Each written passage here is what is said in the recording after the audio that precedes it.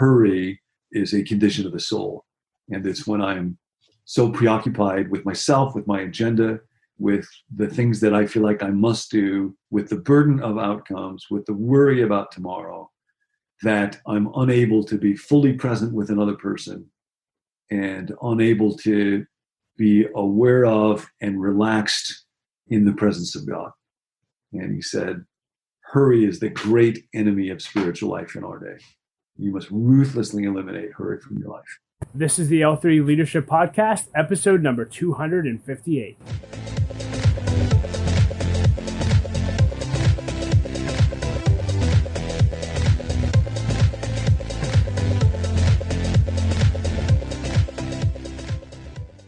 Hey everyone, and welcome to another episode of the L3 Leadership Podcast, where we are obsessed with helping you grow to your maximum potential and to maximize the impact of your leadership. My name is Doug Smith, and I am your host, and in today's episode, you'll hear my interview with John Ortberg. If you're unfamiliar with John, let me just tell you a little bit about him. He is currently the senior pastor at Menlo Church. He is also on the board of trustees at Fuller Seminary. He's on the board for the Dallas Willard Center for Spiritual Formation, and he served on the board of Christianity Today International. He's written several books, one of which is called Soul Keeping, and that book significantly impacted my wife and I, and we recommend it to leaders everywhere we go. And so if you've not read Soul Keeping, please go buy a copy right now. In fact, with everything going on in our culture today, I don't feel like there's a more perfect book that you can read as a leader than Soul Keeping. In fact, I thought it was so important that that is pretty much all we focus on in this interview with John. We go through his book Soul Keeping, and he talks all about it and why soul keeping is so important for leaders. So you're in for a treat, but before we dive into the interview, just a few announcements. This episode of the podcast is sponsored by Baritone Advisors. The financial advisors at Baritone Advisors help educate and empower clients to help make informed financial decisions. Find out how Baritone Advisors can help you develop a customized financial plan for your financial future. Please visit their website at Baritone Advisors, that's BERATUNG, advisors.com.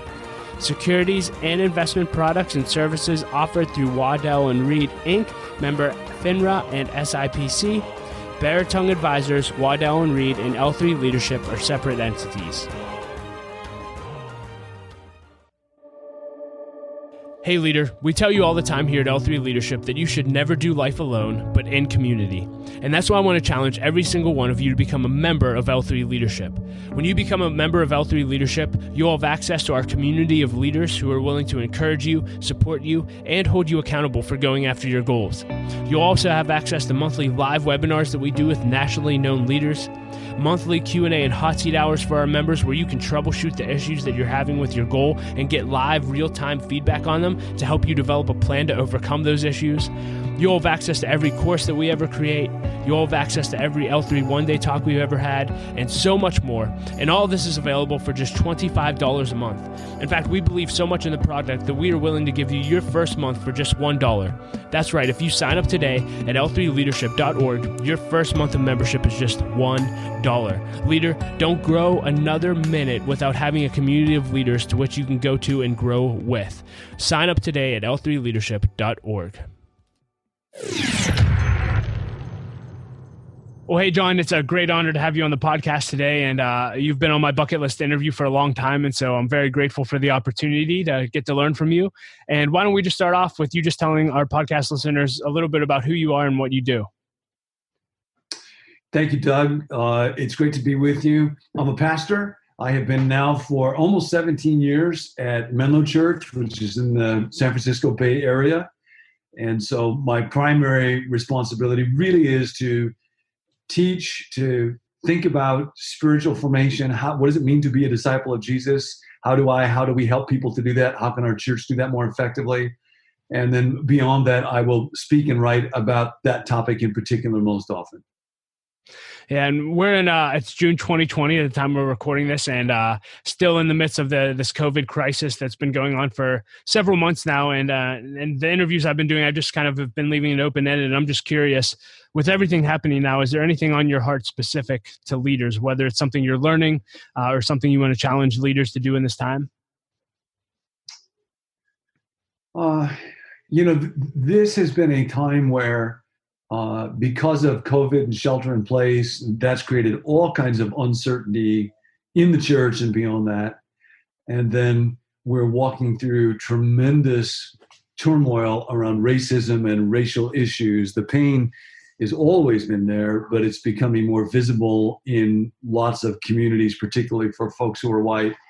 And then for me personally, this has also been a season, even beyond those issues, where I have been walking through issues with our church, decisions that I've made that have just prompted questions from our church leaders to look at together, to walk through together, that have caused me to learn and ask questions. So I'd say this is a season when it's more clear than it usually is that God is the only foundation for life. Wow. And COVID reminds me I can't trust in my health. What happens with the economy reminds me I can't trust in my money. The racial issues remind us that there are problems in our country and our world that are far too big for any one human being to handle. My dad died a year ago, and I was with him as he breathed his last breath. And I thought about that a lot this last year, how short life is, how quickly death comes, how much it matters. So for anybody who's listening to us, if there's ever been a time to make sure that my life, our lives are grounded in God, now is that time. Just out of curiosity, are you going to live any differently on the other side of this as a result of everything you're processing? Yeah. I've actually shifted roles at church somewhat. So I've been in the senior pastor role, which has meant organizational leadership responsibilities, and I'm shifting out of those to be able to focus more on discipleship. What does it mean to follow Jesus? I think it's more clearly congruent with my own calling and gifts.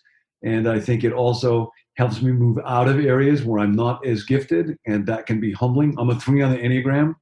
So I want everybody to think that I'm great at everything, and I can recognize I don't really do this particularly well. I don't really manage people well. I don't supervise well. I'm not great at strategic planning. But then if somebody else says you don't do that well, in the flesh, my response is, what do you mean I don't do that well? I can do that great. And so it's been a learning journey for me to let go. And there's a lot of things that I am letting go of, have let go of, that I will let go of on the other side of it, and to make space for both calling around vocational ministry, but also relationally. I've always been a real early morning guy, and I've been in the office really early in the morning. And my wife has often said, I'm kind of like to have a man in my bed when I wake up in the morning, meaning me. And so I'm doing that now. We have a ritual where every morning we're together in the living room and we'll talk and pray and have coffee and tea. And when this is all over, that will continue to go on. So yeah, the rhythms of my life and time and work will be different coming out of this. And I'm really glad.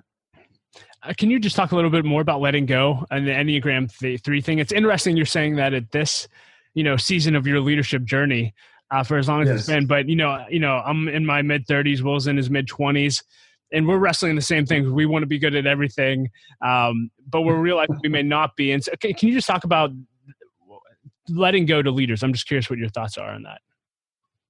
Yeah, the leadership topic is such a fascinating topic, and it's so important.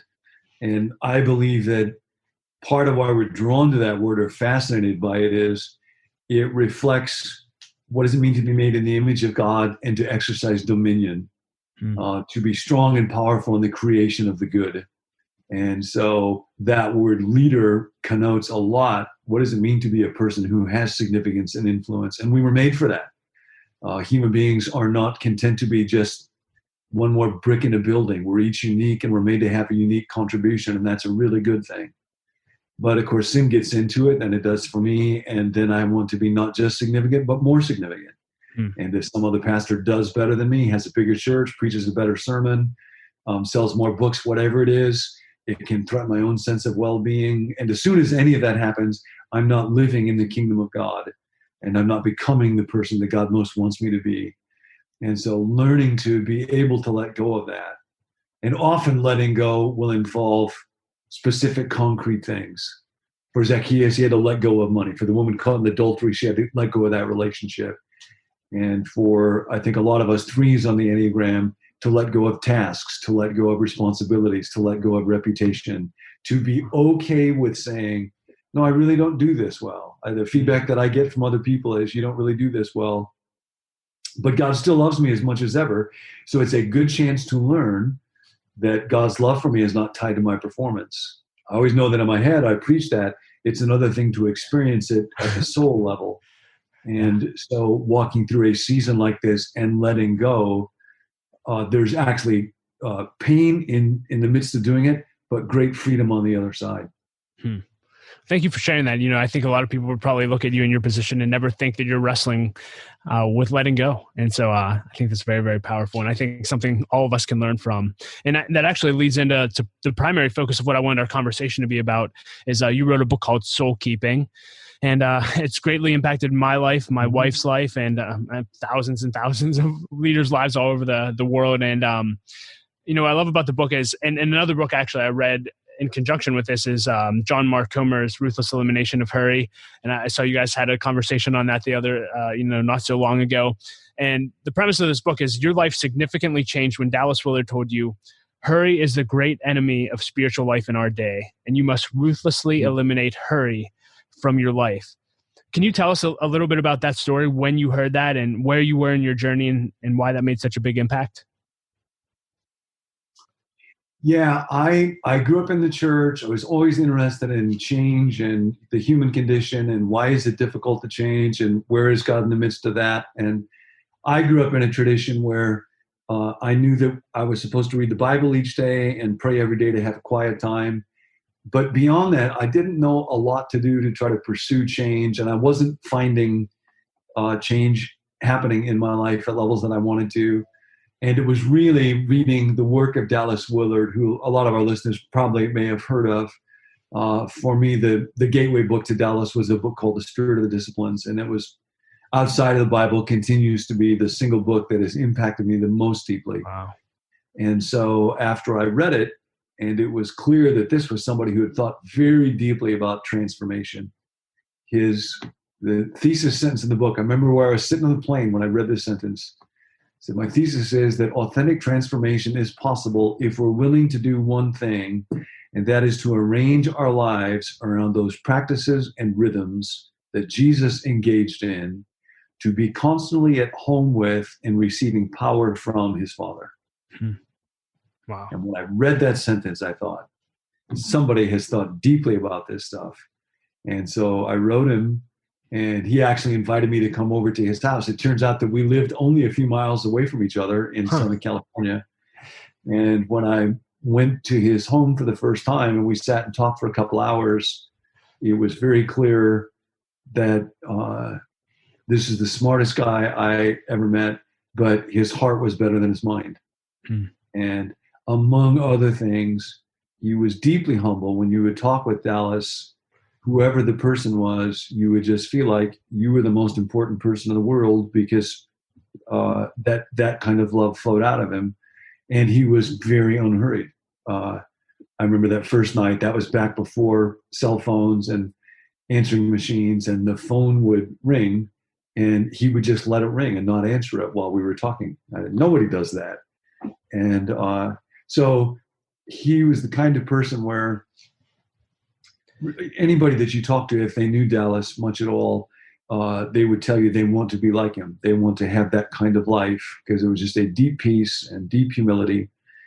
And so a few years after I met him, we had moved to Chicago, and I was involved at Willow Creek Church, which was a thriving, very active place. And I asked Dallas if I could talk to him maybe once a month just for wisdom about life.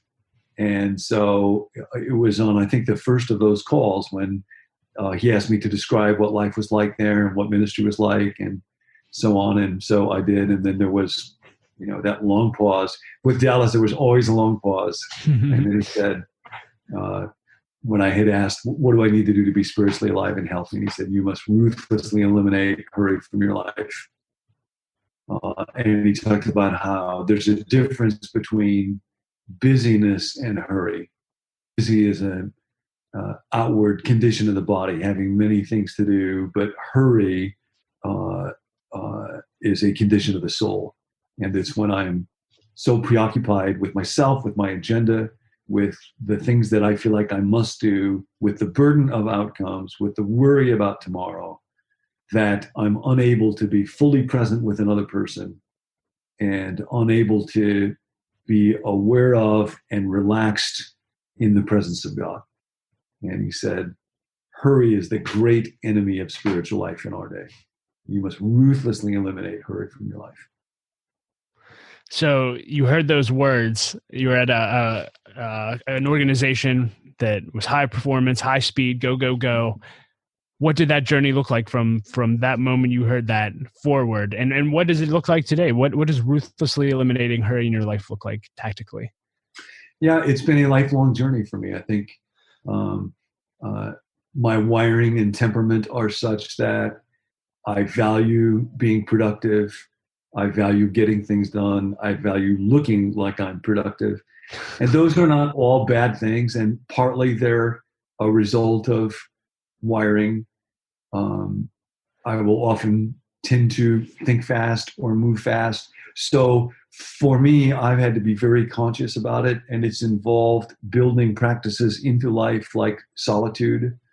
And there have been times in life when the rhythm might look like a day a month when I go away to just spend an entire day in solitude on a regular basis. Currently, I've just been through a process with two other friends where we spent the better part of the last year going through what are called the spiritual exercises of Ignatius. And so that's meant having a large chunk of time each day, again, which is set aside to do nothing. Part of it will be for prayer. Part of it will be for reflection and learning. Partly it's meant asking Nancy on a really regular basis, tell me when you see hurry in my life, and sitting down with her to do planning so that when invitations or commitments come in, instead of responding to them one at a time and then getting way overcommitted, I'll just save them up until there's a batch of them and sit down together with Nancy and the administrative assistant that I work with, and we will go through them all together so that most of them we can say no to, and seek to have a sustainable rhythm of life together. In the book, you talk about busyness, and you shared the quote that people hear often: "If the devil can't make you sin, he'll make you busy, because either way, your soul will shrivel." And similar to what we talked about in the beginning of the podcast is leaders have trouble letting go of things because they find their worth in their performance. They feel like they have to be doing a million things at once. What would your challenge be? Because I feel like leaders all over today feel like they have to be busy. And I guess in your experience, did you have to be as busy as you were, in your time at Willow? Did you change the way you put what's on your plate, what's not on your plate? What would you challenge leaders to when it comes to being busy? Yeah, I think it's there's often an illusion that the primary challenge is external and it's about time management. And certainly learning how to manage time well and to manage energy well is really important, to understand what's energizing to me and what's draining to me, and how do I work to arrange my life and my work so that I'm trying to focus mostly on doing those things that tend to be naturally energizing. Learning is naturally energizing to me, communicating is. So those aspects are part of it. But I think for most of us, and certainly for me, the bigger challenge is an internal life character soul challenge where I have to face the fact that I'm afraid. I'm afraid of not being important. I'm afraid of not being successful. I'm afraid of being kind of marginalized. Well, there are other people that are the ones who really matter, and I'm not one of those. And it's really fear and a deep need to be loved and feel significant that I think drive hurry, at least for me. And if I don't recognize that, be aware of it, talk about that I've just built intense season with a counselor looking at exactly those kinds of thoughts. If I deal with those thoughts so that I can live in the reality that God loves me no matter what, then hurry doesn't get a hold of me in the same way. But if I feel like it's my worth that's on the line, any indicator of lagging performance can activate my adrenaline, and then I'm just a slave to it. Wow. And so in the book, you talk about, this is the whole reason we need to take care of our souls. And you talk about several things that the soul needs. And I can share some of them, but I think to set it up, can you just talk about what a soul is? People listening to this might be like, a soul, I have to take care of my soul. And you really set up the book and the front end of the book talking about it. Can you share about what a soul is? And then we'll talk about how to keep it. Yeah, I'd love to. And it's just a wonderful topic. And again, I'm deeply indebted to Dallas for his thoughts on it. He would say that none of this is original with him. It goes way back to ancient thinkers. Often in our day, people think that science has somehow proven that the soul does not exist. And especially neuroscience, because there's so much prestige around it, will often communicate to people that you are nothing more than your brain. But the truth is that the deepest part of us is not seen.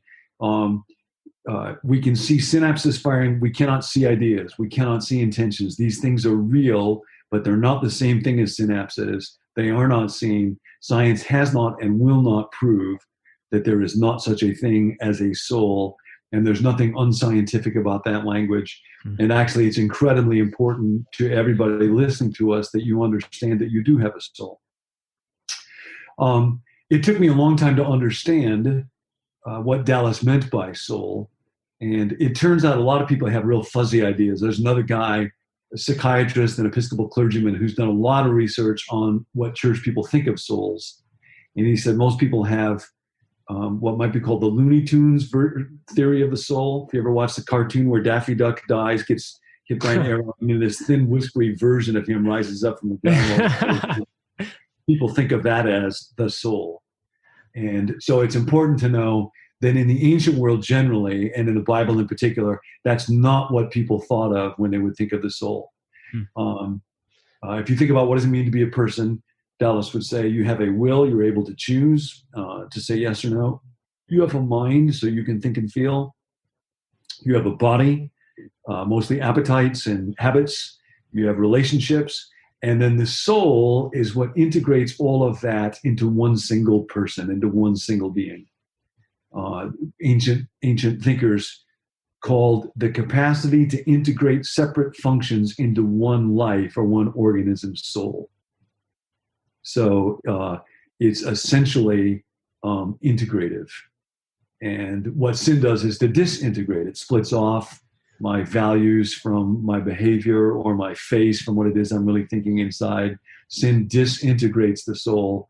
The soul is very deep. It's what connects you to God.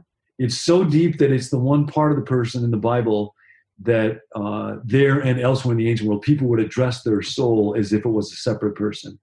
Why are you downcast, O my soul? Or bless the Lord, O my soul, and all that is within me. That's the soul. All that is within me. Bless his holy name.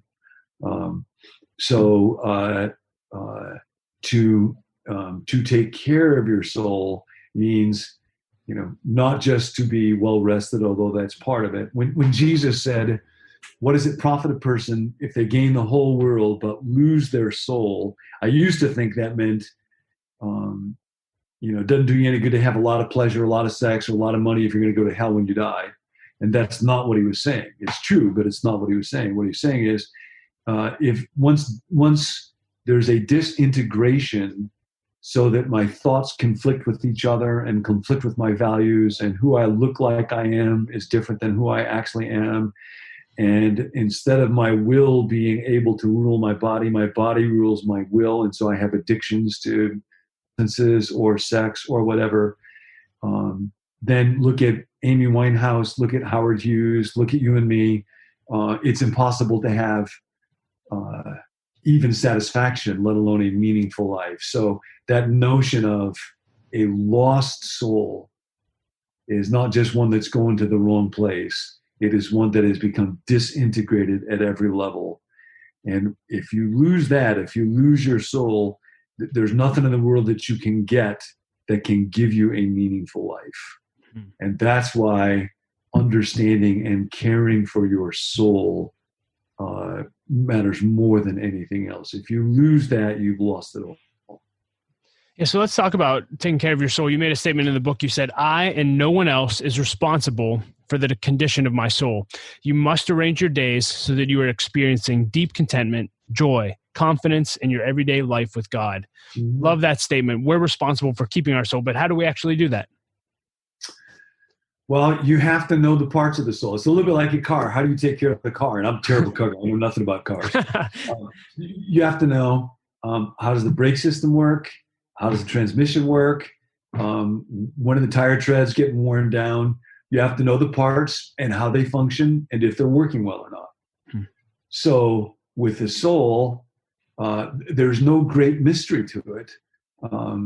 I have a will. I make choices. And so I ask myself, am I choosing well and wisely? And am I actually doing the things that I choose to do?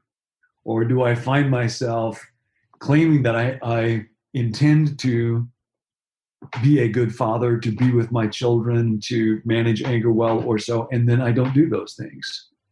So I look at my choices. I look at my thoughts, and the mind is the most important part. If you think about like Paul saying in Romans 12, don't be conformed to this world, but be transformed by the renewing of your mind. So when I step back and look at my thoughts, I've been thinking, Doug, it's really interesting a lot the last couple of days about worship. As we've been going through shelter in place, one of the things that I've learned is often in prayer, I can do thanksgiving okay, I can do petition, I can do confession, but worship gets dry for me pretty quick. I start by saying, God, I praise you for being faithful or something, and it's hard for me to sustain that. And so to go back and think about worship means that God is so present in my mind and that I am so convinced that there is no catch, no limit to the goodness of his intentions or his power to carry them out, as Dallas would say. That all of my conversations like this one, what I'm doing from one moment to the next, I am doing in the conscious awareness of this magnificent friend. Wow. And if I'm living in that reality, my mind will be thinking thoughts that are true and wanting desires that are good and noble. And then they will be congruent with my will, my choices that I make. And then my body will be much more at peace and at rest. And so there'll be congruence or alignment between what it is that I'm thinking and what it is that I'm choosing and what it is that I'm wanting and what it is that I'm doing and how I am with you or somebody else. And when all of those line up, when all of those are integrated together, then the soul is at rest. The soul is real deep and real important. It doesn't have much power. It's very needy. In one book on Hebrew anthropology, the soul nefesh was described as needy man, the needy man. And that's why very often you'll see statements like Jesus say, and you will find rest for your soul. Our souls need to be rested. And so the primary way that you care for your soul is to very carefully monitor your thoughts. Are they true? Are they healthy? Are they wise? Your desires, the choices that you make, the rhythms that you push your body through. And when those are integrated and aligned together with God, then you will have a rested soul.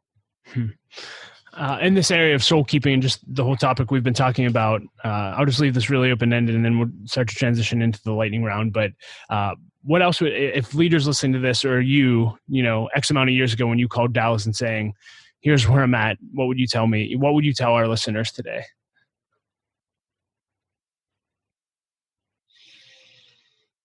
I think particularly for people who are involved in leadership, because it is such a good thing to do and to want to impact the world and other people well, it's such a good thing to do. Always our greatest temptations end up very closely connected with our gifts and our aspirations. Nobody's tempted to do something in 180 degrees the opposite direction. So the temptations are always things that just lead us a bit off path. And you see this with Jesus when he's tempted by Satan, and it's do something spectacular and get people to worship you. Well, he wanted to move people to worship. So it's temptation is always that way. And I think for most of us leaders, the temptation is to sell our souls for outcomes. Wow. And so learning to live well with outcomes is really important. And I remember being with Dallas one time when he had finished giving a talk, and we were walking out to the parking lot, and Dallas is an amazing thinker. He would often talk in kind of a monotone, quite professorial, and sometimes people would hang with him and sometimes they wouldn't. And this was one of those talks where I would say, if you were just looking at, did the crowd go, wow, people were not real electrified by it. But he was just singing an old hymn as we were walking out to the car. And I realized there was not a cell in his body that was asking the question, how do you think the talk went? Did the talk go good? Did people like it? Do I still have my fastball? What do you think? How did it go? It was like he gave the talk, wanted God to use it, but then when it was done, like watching a kid let go of a helium balloon, it's just gone. And I thought watching that, how often I carry the weight of outcomes. And if I give a talk and it went good, I feel great. And if I give a talk and I think that it didn't go well, I feel inadequate or ashamed or like a failure. And so to hold outcomes in the right way, on the one hand, it's very important to look reality square in the face and to learn from it. And so if I really want to be a speaker, but I'm not good at it, I need to be open to the feedback that says, nope, that's not how God has wired me up. For me, when it comes to things like seeking to do organizational leadership, I can do it in some ways, not well in other ways, to be really open to here's the feedback that I get and be willing to let it go. That's very important. So we do have to pay attention to outcomes. We do have to learn from outcomes. But I never place my well-being, my ego, my personhood, my identity on the back of an outcome. And when leaders get that wrong, everybody in the organization can smell it. And then what happens is you get whole organizations where Jim Collins wrote about this in one of his books. People are more worried about what the leader thinks of reality than they are about reality. Wow. That's powerful.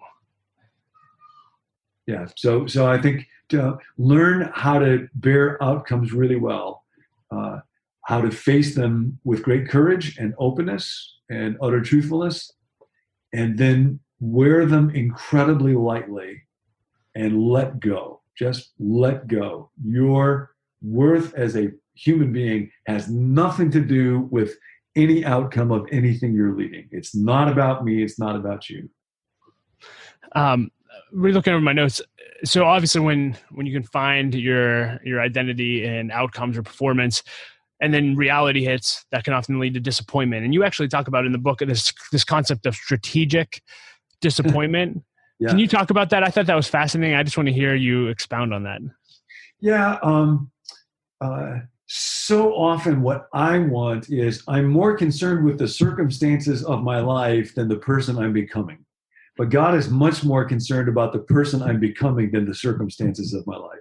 Dallas used to say the main thing God gets out of your life is the person you become. Wow. And that's the main thing you get out of your life. It's not your resume. Even if you're in the church, it's not the church that you build. It is the person that you become. And the wonderful news about that is there is nothing, there is nobody, there are no elders, there is no secular tide in society, there's no trends on the church growth side that can get in the way of you becoming the right person. But part of what that means then is often when I am disappointed in some outcome, what I need is for God to show me my false or idolatrous attachment to that outcome. And so learning to live with disappointment. That talk didn't go the way that I wanted to. Well, it's a real good thing to remember. I'm actually not the one in charge of talks. Yeah. I'm not a gumball machine where you put a quarter in and it comes out, and I haven't mastered it. I've been doing it for a long time. There is no formula. That's a really good thing. And when one comes out and it's a disappointment, I'm reminded again, it's all in God's hands. And it's my job to work diligently at it and do the best that I can, but to be able to let go of it and still be loved by God and live with disappointment in ways that can form my character to be freer and healthier and simpler and humbler is a real good thing. And you just can't form character without disappointment. Wow. Thank you for sharing that. Thank you for writing the book. If you're listening to this or watching this and have not read Soul Keeping by John Ortberg, you need to get a copy of it now. And it's just one of the many great books that he's written. So, John, the best place to find you and your work? JohnOrtberg.com, you can Google stuff. Yeah. Yep. Easy to find. So we'll include links. I'm at Menlo Church, so I should probably mention that. Menlo Church, you go online. Awesome. And we'll include links to all of that in the show notes. With the few minutes we have left, I do want to dive into the lightning round. Again, this is just a fun round of questions that we love to run through with leaders. And the first one is, what is the best advice you've ever received and who gave it to you? Ruthlessly eliminate hurry from your life. That was from Dallas Willard. He would be at the top of a list of probably about 20 statements.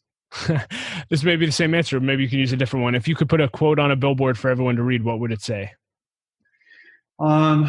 Another deeply influential guy for me was Max Dupree. And Max used to say, the first task of a leader is to define reality. And so in thinking about leadership, especially as you look at a season like this where things are murky, things are difficult, you just live in that one. First task of a leader is to define reality, and that's gold. Wow. Best purchase you've made in the last year for $100 or less? Actually, a book that's just a super fun book to read, which is called Gentleman in Moscow. It's a novel, but I've just gotten so much joy out of that. So that was super fun. Can I do one that was a little bit more than 100? Yes. So my daughter and son-in-law got this exercise thing called the Mirror. Oh yeah, I've seen commercials. Get an app on your phone, and it's like much less expensive than another cycling method that I won't mention. But it's killing me, man. I did it 2 nights ago. My legs are still really, really sore. So the Mirror, I love the Mirror. Wow, you're the first user I've met, and so it's good to hear the good reviews. You've talked about your favorite book. If you're a podcast listener, what are your go-to podcasts? 1 or 2 of them. I like Carey Nieuwhof a lot. Yes. I think he's terrific. Malcolm Gladwell is really fun to listen to. I think Andy Stanley on leadership and church leadership stuff is really, really fun to listen to. So those guys are all great. I have to admit, and I'm just kind of embarrassed to do it, I just don't listen to a whole lot of podcasts. They're great. I just don't listen to a lot. What do you wish people knew about your journey that they may not know? I wish they knew what a fun person my wife is. A lot of people know Nancy. She speaks and writes, I had no idea at the time. I was way too emotionally immature to understand it, but I married way up. Although Nancy says all men marry up, that's a fact. She has been just a great joy. That's awesome. When you meet with a leader, is there a question that you always ask, no matter what leader you're meeting with? I love learning, and growth is very motivating to me. So what are you learning? Asking people, what are you learning today? I have another friend, a guy named Sam Reeves, who's a marketplace guy, fascinating person. And he talks a lot about the margins, and that if you want to know what's going on in the world, you go to the margins. You go to those places where people may be in obscurity or in need. They're having to experiment. They're having to invent. They're having to create. They're desperate. They're cutting edge. Life at the margins is really where you find out what's going on. And so to ask people, what are you learning right now, is always very motivating to me. Is there anything you're learning currently that you haven't shared with us already?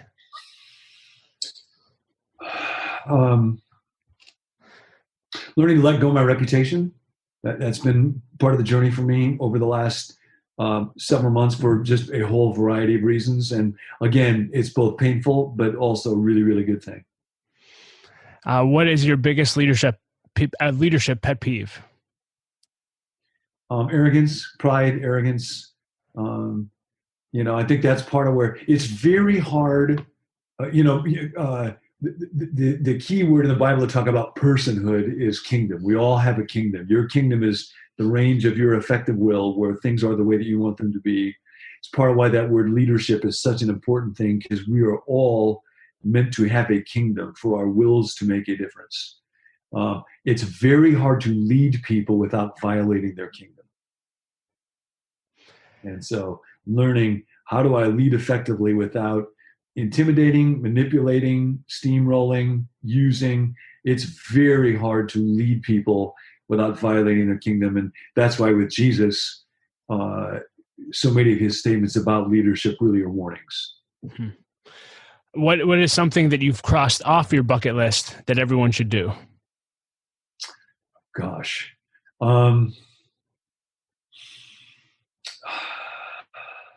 You know what? My favorite drive in the world is Big Sur. I live not real far from there, but if you are in the San Francisco Bay Area, you get down to Monterey, and then you keep going south. There's about 90 miles of coastline until you get down to Hearst Castle, and these bluffs that go down to the ocean. It's beautiful. It's soulful. Go drive Big Sur. What's one thing left on your bucket list? Oh, wow. I've never been to Russia. I would love to go to Russia. Awesome. If you could go back and have coffee with your 20-year-old self, what would you tell him?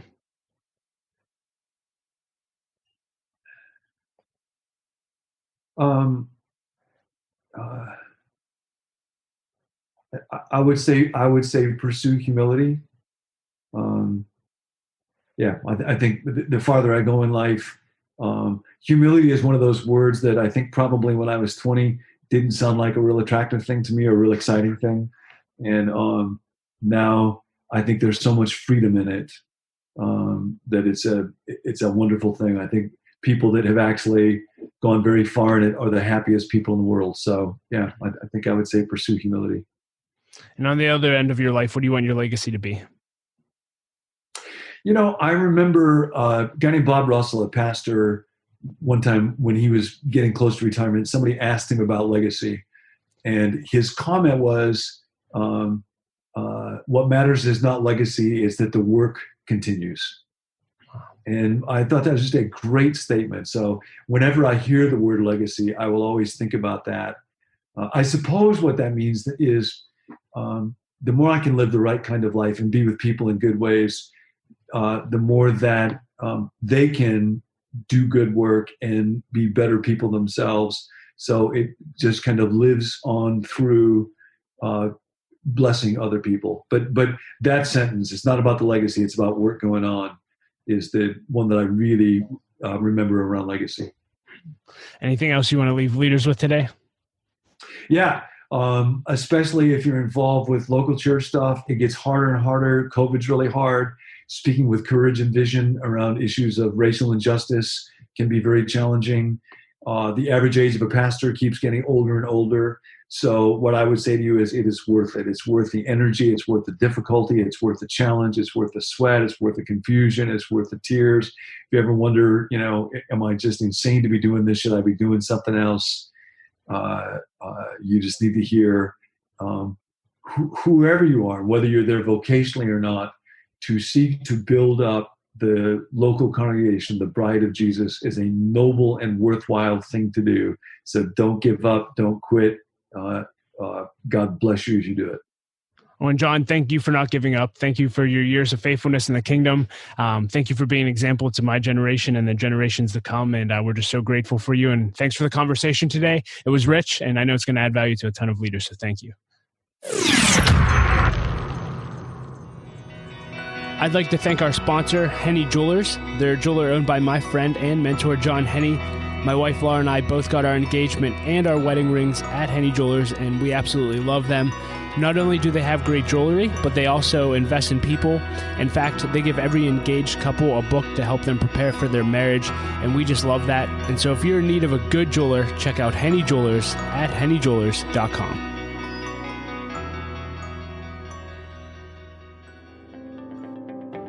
I'd also like to thank our sponsor, BAB Inc. BAB is an insurance broker, a third-party administrator, and consulting firm led by my friend and mentor, Russell Livingston. Russell is extremely passionate about developing the next generation of leaders, which is why he's partnering with us on this podcast, and he's also opened up his offices here in Pittsburgh to host our monthly leadership events, and we are extremely grateful for that. The nonprofit that I work at, Light of Life Rescue Mission, started using BAB as our insurance broker around 3 years ago, and we've had an unbelievable experience with them, and we highly recommend them. So if you or your organization has any insurance needs, please check out and learn more about BAB at babbins.com. That's BABBINS.com. Well, hey everyone, thank you so much for listening to our interview with John. I hope you enjoyed it as much as I did. For ways to connect with John and links to everything we discussed, you can find those in the show notes at l3leadership.org/258. Thanks again for listening to the podcast. As always, it would mean the world to me if you would share your key takeaways on social media, leave us a rating and review. It helps us grow our audience and add value to more leaders, so thank you in advance for that. And as always, I like to end with a quote. Today I will quote Henry Ford, and he said this. He said, "A business that makes nothing but money is a poor business." So good, leaders. Hey, thanks for listening and being a part of L3 Leadership. My wife Laura and I appreciate you so much, and we will talk to you next episode.